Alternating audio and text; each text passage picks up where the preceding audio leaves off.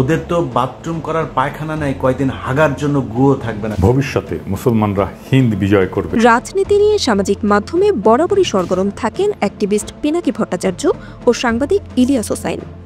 তাদের ফ্রিল্যান্স অনুসন্ধানে বেরিয়ে আসে অনেক তথ্য, ঘটে যায় অনেক কিছুই। দেশপ্রেম, ভারত বিরোধিতা ও তথ্যবহুল কন্টেন্ট তৈরির কারণে বিশ্বজুড়ে বাঙালিদের মধ্যে গড়ে উঠেছে তাদের বিশাল ফ্যানপেজ। বাংলাদেশের জুলাই আগস্ট গণঅভ্যুত্থানেও পিনাকি ইলিয়াসের ভার্চুয়াল লড়াই ছিল মনে রাখার মতোই। পতিত আওয়ামী লীগ সরকারের শাসনামলে একসময় তাদের রোশানলে পড়ে প্রবাসে পাড়ি জমাতে বাধ্য হন ইলিয়াস হোসাইন ও পিনাকি ভট্টাচার্য।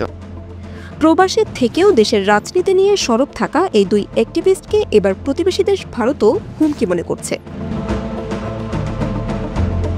সে কারণেই ভারতে বাংলাদেশের বেশ কয়েকটি বেসরকারি টেলিভিশনের ইউটিউব চ্যানেল বন্ধের পর তাদের ব্যক্তিগত ইউটিউব চ্যানেলও বন্ধ করা হয়েছে। সাংবাদিক ইলিয়াস হোসাইন, কনক সারোয়ার ও অ্যাক্টিভিস্ট লেখক পিনাকি ভট্টাচার্যের ইউটিউব চ্যানেল ব্লক করে দিয়েছে ভারত।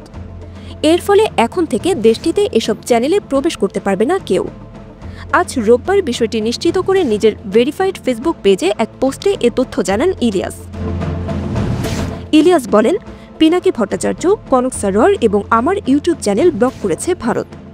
আমাদের তিনজনকে আলাদা ইমেইলে ইউটিউব কর্তৃপক্ষ জানিয়েছে, ভারত সরকারের অভিযোগের প্রেক্ষিতে তারা ভারতে আমাদের চ্যানেল বন্ধ করেছে।